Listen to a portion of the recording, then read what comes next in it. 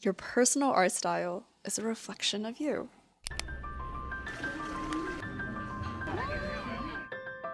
Each famous artist is recognizable for their own style. Like, you can walk through a gallery and instantly go, oh, that's Yoshitaka Amano, that's a Monet painting. Or go on social media without looking at someone's profile and instantly recognize who the artist is.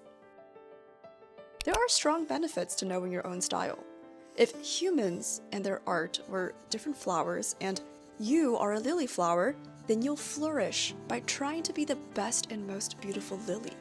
Instead of wasting time trying to become a fragrant purple lavender when that just isn't you.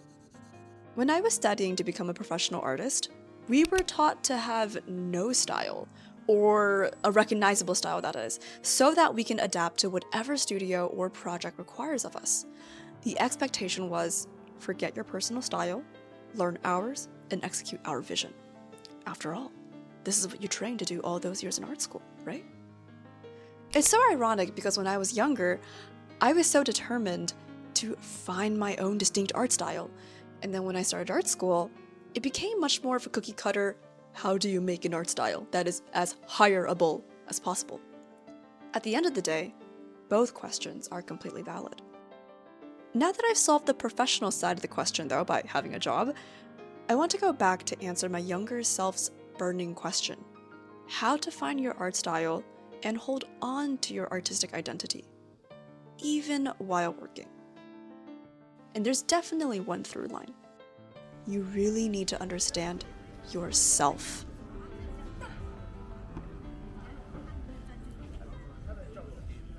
Your family, your flesh and blood, your genetic makeup, these are things you cannot change fundamentally about yourself. Like, for example, no matter how much you change the cosmetics of a car, you'll never be able to change its chassis or framework. After all, each framework is built for a specific make and model of a car. For the next week, I'll be back in my home, China, and China has such a rich culture with endless history of ancient art. Like, seriously, endless. Thousands and thousands of years, endless. I find it ironic because it's a stereotype that Asian families don't want their kids to become artists, and we're all known to be good at math and engineering in school, but supposedly not art, when in reality, China's been good at art for a very long time. Again, like thousands of years, long time. Just walking through one of the temples here, it's jaw-dropping how every single door is carved with so much intricacy, and each temple has multiple doors, and then multiple temples along the hills. There's always another one in front that's even grander than the last one. All of these waigong, the colorful interlocking wooden brackets you see, are each hand-carved, painted, and serve not only as art, but also as structural support. In fact, the construction of Chinese-style roofs are so complex, there are 100-page textbooks out there about how to build and analyze them. And the amount of detail and work is mind-boggling. Seeing all of this was proof to me that my culture shows patience, craftsmanship, and mastery. I think it's ironic that you get the incense now from a vending machine. Yeah, a vending machine. It's sad because as a little girl, all the Barbie dolls I had taunted me with their blonde hair and gorgeous blue eyes, which made me detest my own black hair or brown eyes. That definitely didn't change when I moved to America at a young age and I became envious of other kids' Lunchables as opposed to my own home-cooked leftovers. How I wish I could go back and give my elementary school self a hug, because even though those instances seem small, I constantly rejected the core parts of myself. I'm not sure if you can hear, but right behind me, they're playing like an ancient Chinese instrument, and they're playing Let It Go from Frozen. I'm really hoping the microphone catches it. Most importantly though this time, I had one singular purpose traveling back to China. Both my grandparents are now getting older, and on one call, I was shocked to hear that my grandparents had already picked out their coffins. This chilled me to my core. I didn't even know basic facts about them, or the hometowns that they grew up in, where my grandparents and ancestors had lived for generations.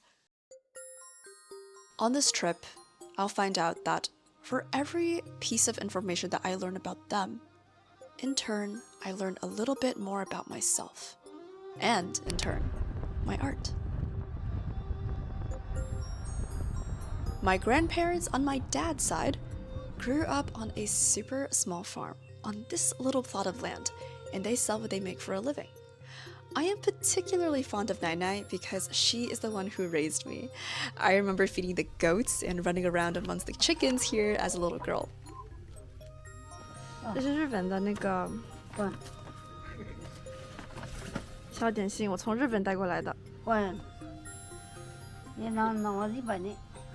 希望你们今天可以尝试一下，到时候。It's been around 20 years since my goat feeding days, and my grandma's place has gone through a lot of improvements, but it still has a charming simplicity. Just a little rectangle house on a plot of farmland with an outhouse. But Nainai is the one who changed the most. A woman who used to be so strong shocked me as she now seemed so frail. Her hands that were once behemoths against mine are now wrinkled and hardened from years of labor. My other aunts and uncles crammed the table with so many dishes and vegetables that they picked right from the garden, and dishes from eggs harvested from the chickens and fish they caught themselves in the river. Like, you cannot get more farm to table than this. And because art is a form of observation, I was absolutely determined to sketch nainai and yeye because I want to remember every single inch of them, from their beautiful hands to their sun-kissed skin. And as I drew, I'd ask them about their childhoods, about their mom and dads. And it turns out my great-granduncle was also an artist, a rarity amongst generations of farmers who loved painting the bodhisattva, Guanyin. My great-grandma, apparently, was famous in the village for her exceptional kindness and generosity, and knowing this made me feel proud and hopeful that art and kindness were also a part of me, my lineage, in any small way. I took one last look around the small village house, determined to ingrain it into my memory and say farewell to my grandparents, because I don't know how many times in my life I'll be able to do that anymore. 再见。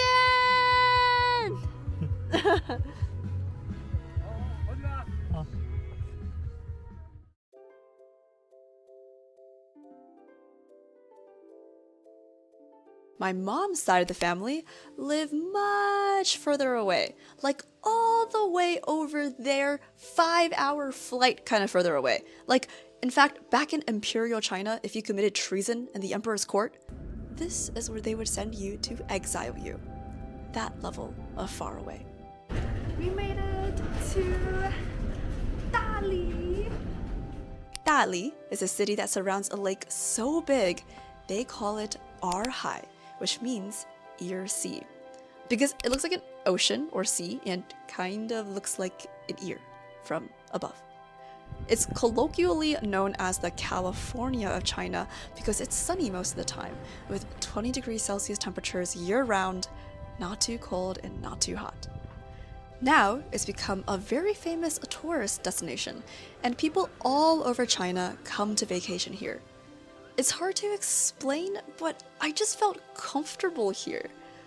I'm someone who, despite living in LA, is not a fan of big city life. But here, it's quiet and peaceful. The air is crisp and the woods are green, all amidst mountains and rolling hills. And even better, there are artists everywhere. Because of the tourism boom, musicians are all over the streets, hoping for someone to notice them.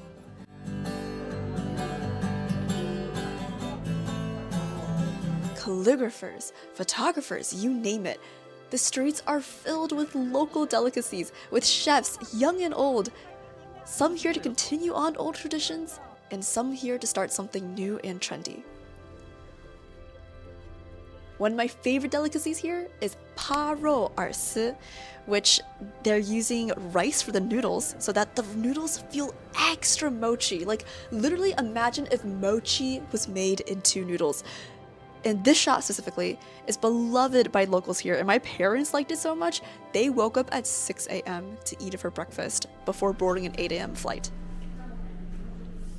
Being here helped me reaffirm a lot of facts that I kind of knew, but didn't know why.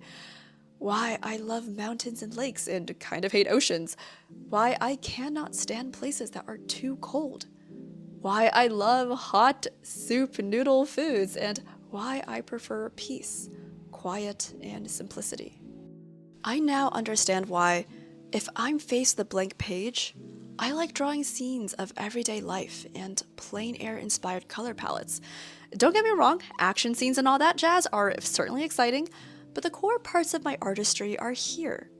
The peace found on my grandma's farm, the idyllic little village vibes in Yunnan, and as you'll soon see, the bittersweet feelings of pursuing a dream that many cannot pursue.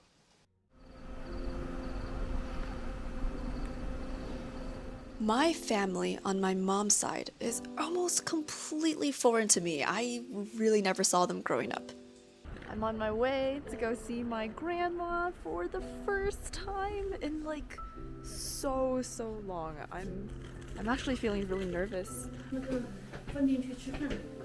就3个人，怎么去吃？现在也吃不了多少。赶紧过这个菜。我是给过这个菜。你好。哦，这样子打开。这样子打开了。底细。对。吃日本的。很好嘞，我从日本给你们带过来的。啊，好的。到时候你们可以那个尝试不同尝一下的啊。对，来开一下。This time, I didn't want to forget anything. I wanted to bake my waipo's kitchen into my brain and never forget the way a home-cooked meal from her tasted. I pestered them plenty about who my great-grandparents were. Turns out, both great-grandmas were tough as nails housewives, and great-grandpas were in finance and teaching. But that all changed during the Communist Revolution. My waigong's dad died when he was just 5, and waipo's family were forced from their homes, both to live in extreme, cruel poverty. My aunt told me, no one ever leaves Dali, and that it is incredible that my mom was able to leave this place. No one would have ever imagined she'd one day be in a different country, let alone America. And I had such a strong sense of pride hearing this, of how far our family came and gratitude that I get to do art. Sometimes I feel a guilt viscerally in my body that I get to be doing art, whilst the rest of my family toiled away so that I could have a shot at this. And many other artists I talk to share this feeling. But I remind them, and they also remind me, that our parents want us to chase our dreams, and that's why they worked so hard. Waipo and waigong don't care if I am a doctor or a lawyer right now. Now that they're at the end of their lives, all they wanted me to be was happy. Hi, hello, and welcome to Inventory Intermission, because as always, there will always be that person asking, what do you use? And as always, I will say the same thing as I always say, I got you. So in my first video, I talked about how I use colored pencil to start off with, and then I use highlighter, so these are mild liners again. And for colored pencil, I always prefer Prismacolors. These are not Prismacolors, but you should use Prismacolors, although these are Blicks. But regardless, I also like to use Sailor Shikiori brush pens, but this is all old information, and I wanted to show you a few new items. So what you can see what I'm using to draw the lanterns here, this is the Zig Clean Color Real Brush.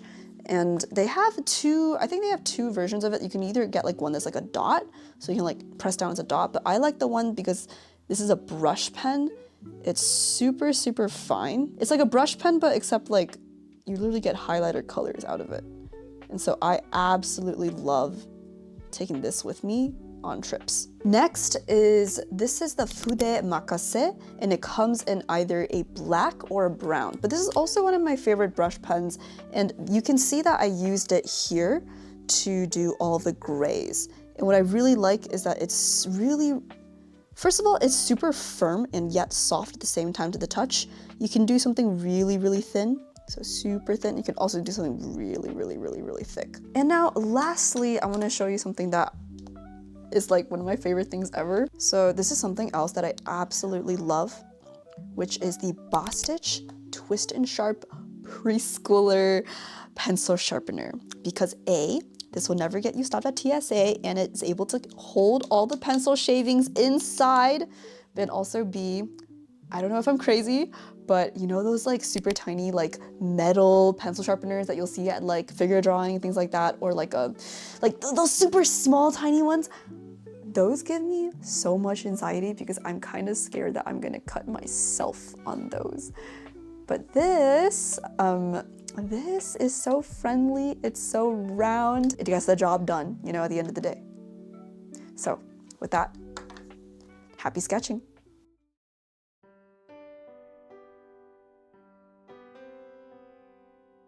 Ultimately, your style is inherent to you. It will come out with no effort because it's a natural culmination of you, your experiences, your tastes. But be warned, it can't come out if you don't have any experiences, or if you don't have any tastes, or if you don't understand yourself. And that last part, the yourself part, is what I was trying to solve for in this little trip. Instead of trying to be something that I am not, I want to love the things that I rejected about myself that I can't change, like my eyes or my heritage. Now that I can buy all the Lunchables I could ever eat, they're not appealing to me anymore. It pales in comparison to the foods that I eat with loads and loads of history and love baked into them. Also, I've realized that Lunchables are just kiddie charcuterie anyway, and I'd much rather eat the adult version. So for every artist who has asked me, how do you find your style? I want to ask you a question back instead. How well do you know yourself? Who were your grandparents? Their parents? What traditions are unique to your family? Where are your roots? Get to know yourself. And I promise, your style will naturally show itself.